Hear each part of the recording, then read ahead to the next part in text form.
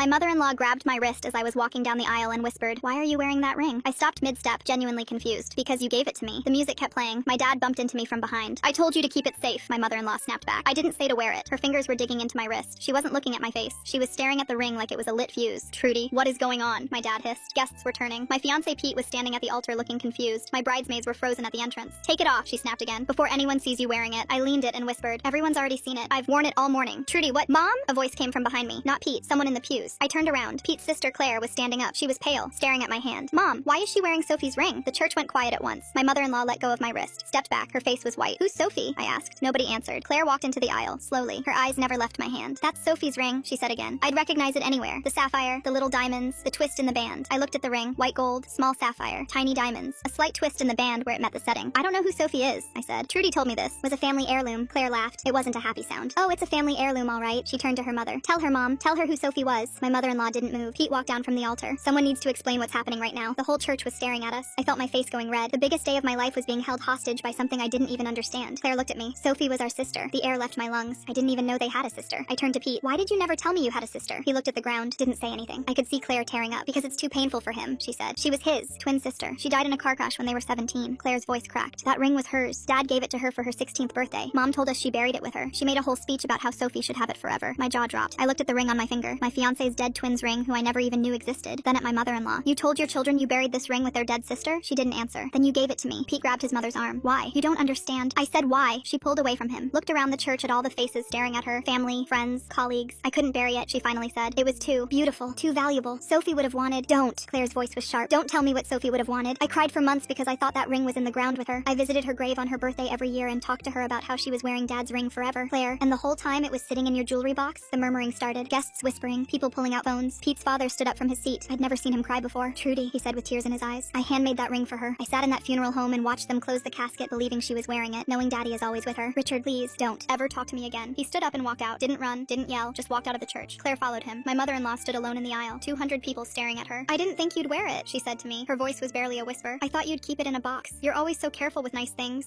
You thought I'd hide it," I said. "The way you did." She didn't deny it. Pete took my hand, the one without the ring. "We're postponing the ceremony." Then he turned to the guests. He led me down the aisle and out the side door. We sat in the bridal suite for an hour. Neither of us talked. Finally, I pulled off the ring and set it on the table between us. "Let's give it to Claire." He agreed. We got married 3 months later. Small ceremony. Claire officiated, the ring on her hand. Pete's mother wasn't invited.